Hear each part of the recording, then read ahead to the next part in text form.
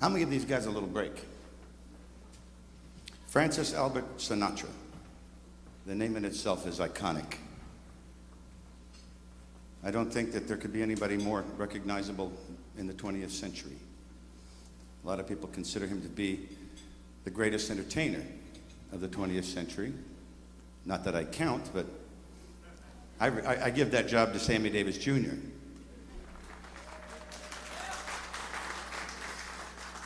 I feel that Frank Sinatra was the consummate artist of the 20th century, in that we know he was a singer, he was an Academy Award-winning actor, wonderful comedian, great producer. He was able to bring the very best of people together to produce the best work. And he also, later in his life, developed his ability as a painter and a sculptor. Therefore, I have to say artist. And that's an important thing. We oftentimes don't put enough credit to the people that produce art.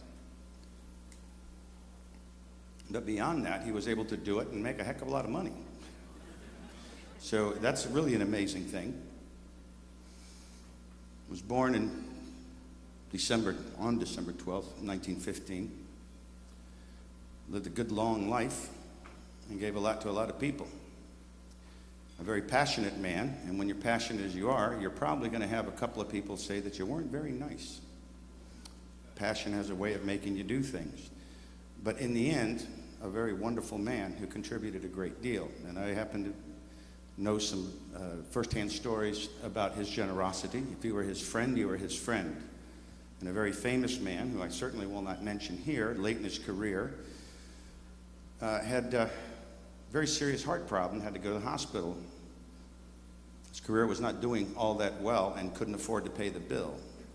So Mr. Sinatra asked him, what's the situation? He said, I owe him $250,000. So we're talking about 1967 here. That's a lot of money. This is firsthand from this gentleman's son. He wrote a check on the spot for $250,000. Contributed to many, many charities. Absolutely changed the situation in the country for entertainers of color, of ethnicity, of all types. He was the very first person to take a stand on that. Politically active. A lot of people say that he may have been connected with certain types of fellas.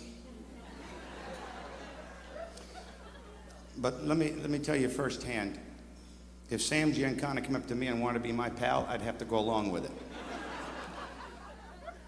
One time, he was called up before a Senate subcommittee.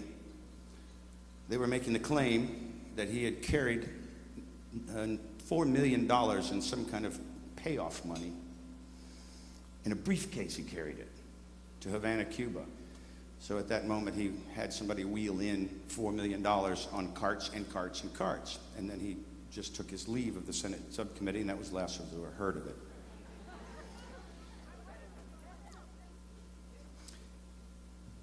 It has always been an honor to be influenced by his music, and it's a great honor to be able to sing it here. And, you know, if you guys have had enough of a rest... Okay, Bob, wake up. Bob and I fall asleep a lot, folks. I am going to try to make it through this, you know. I better, because all these guys are going to really beat me up afterwards if I don't keep singing. Why don't we? You ready?